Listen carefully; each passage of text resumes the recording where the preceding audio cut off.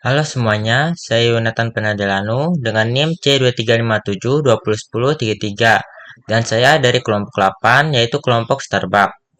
Hari ini saya akan menunjukkan bagaimana saya menggunakan Google Notebook LM untuk menganalisis strategi operasional dan transformasi digital Starbucks berdasarkan laporan terbaru tahun 2025. Di sini Anda bisa melihat sumber utama saya, yaitu dokumen The Digital Green Apron. Notebook LM sangat membantu saya dalam membedah data kompleks menjadi wawasan strategis, mulai dari identifikasi masalah hingga usulan inovasi berbasis AI. Lalu kita masuk ke sumbernya. Yang pertama ini judulnya Analisis Sistem Informasi dan Transformasi Digital Starbucks, tinjauan strategis berdasarkan laporan tahunan 2025. Lalu selanjutnya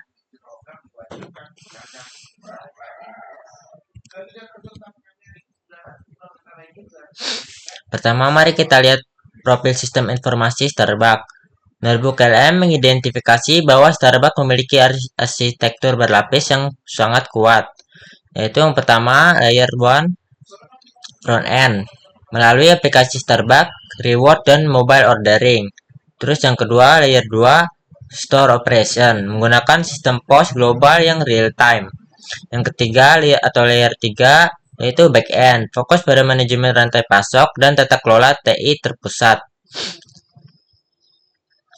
Saat ini mereka sudah menjalankan data flywheel, di mana data dari jutaan transaksi diolah menggunakan cloud dan AI untuk personalisasi menu secara dinamis. Lalu selanjutnya, melalui analisis dokumen ini, saya menemukan 3 tantangan besar atau existential risk yang dihadapi Starbucks, yaitu yang pertama rantai pasok.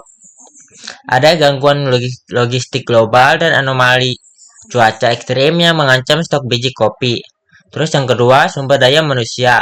Tingginya tingkat turnover karyawan dan kompleksitas penjadwalan. Yang ketiga, keamanan digital, yaitu ancaman siber seperti ransomware pada sistem kasir di tengah tuntutan kecepatan layanan digital.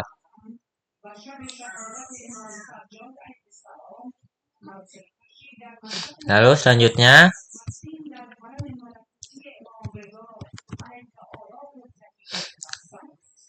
berdasarkan celah eksekusi yang ada, saya mengusulkan 3 inovasi cerdas berbasis AI.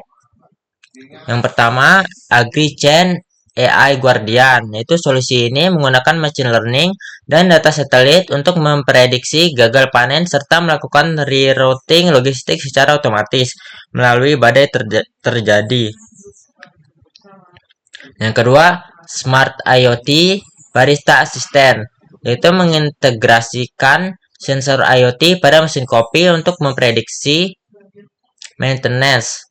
AI akan memesan suku cadang secara otomatis sebelum mesin rusak sehingga mencapai zero downtime. Yang ketiga, sistem manajemen presisi yang memprediksi lonjakan pengunjung berdasarkan cuaca lokal untuk menyusun jadwal kerja yang adil bagi barista dan juga mencegah burnout. Lalu selanjutnya,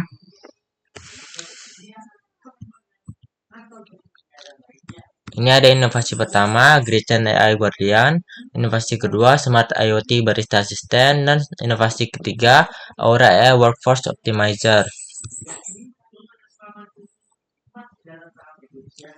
Selanjutnya, metrik diagnosis, kalkulasi manfaat versus risiko. Tentu saja inovasi ini memiliki risiko. Notebook LM membantu saya memetakan metrik diagnostik. Misalnya, AgriChain memberikan kepastian stok namun bergantung pada data pihak ketiga. Sementara itu, IoT memiliki risiko peretasan sehingga kita memerlukan mitigasi berupa zero trust arsitektur dan audit algoritma secara berkala untuk menjaga privasi data. Sini ada 3 inovasi ya. Manfaat bisnis dari AgriChain AI Guardian yaitu kepastian ketersediaan bahan baku global, efisiensi biaya logistik, dan stabilitas kualitas. Lalu ada kendala dan risikonya. yaitu ketergantungan pada data satelit, pihak ketiga, anomali black swan, dan mengecoh model. Inovasi yang kedua, Smart IoT Barista. Manfaat bisnisnya yaitu menekan waktu henti mesin secara drastis, mengurangi beban mental operasional barista. Lalu ada kendala dan resikonya, yaitu CapEx awal yang masif untuk upgrade hardware, membuka potensi pintu masuk peretasan IoT. Lalu yang ketiga, inovasi yang ketiga, Aura AI Workforce. Manfaat bisnisnya, layanan gerai lebih gesit, kesejahteraan karyawan meningkat via penjadwalan presisi. Lalu ada kendala dan risikonya, yaitu potensi bias algoritma, resistensi pekerja terhadap penjadwalan, atau manajerial otonom.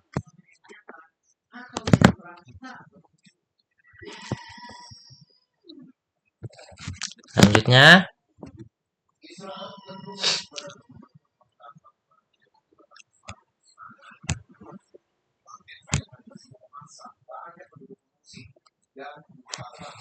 sebagai kesimpulan, rekomendasi utama saya adalah memprioritaskan AgriChain AI Guardian dalam 12 bulan ke depan. Mengapa? Karena kecanggihan di gerai tidak akan berarti jika pasukan kopi global terhenti. Dengan bantuan notebook LM, proses analisis ini menjadi jauh lebih cepat dan mendalam, memungkinkan kita menyelaraskan teknologi dengan misi manusiawi Starbucks.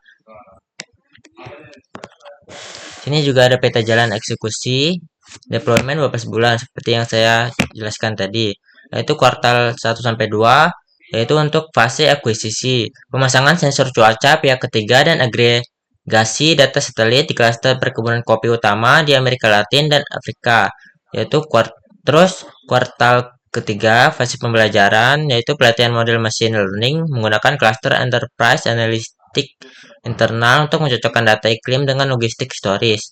Lalu selanjutnya kuartal keempat, yaitu fase peluncuran pilot project di region operasional dengan tingkat kerentanan iklim dan logistik tertinggi. Lalu kesimpulan eksekutif atau orkestrasi teknologi masa depan, yaitu menyelaraskan inovasi digital dengan warisan organik Starbucks. Yang pertama, keberlanjutan bisnis, menyelaraskan inovasi dan warisan. Inovasi digital tingkat lanjut terus selalu diarahkan untuk melindungi dan melestarikan esensi organik dari merek Starbucks. Yang kedua, kecerdasan data AI sebagai invisible enabler. Kecerdasan buatan bekerja di balik layar, memprediksi logistik, merawat mesin, dan mengatur jadwal, mengambil alih friksi mekanis. Terus yang ketiga, fondasi fisik dan manusia. Fokus pada koneksi manusia berkat efisiensi AI di atasnya. Para barista dapat kembali berfokus pada tugas utama yang tidak dapat diotomatisasi, yaitu menciptakan kehangatan bagi pelanggan.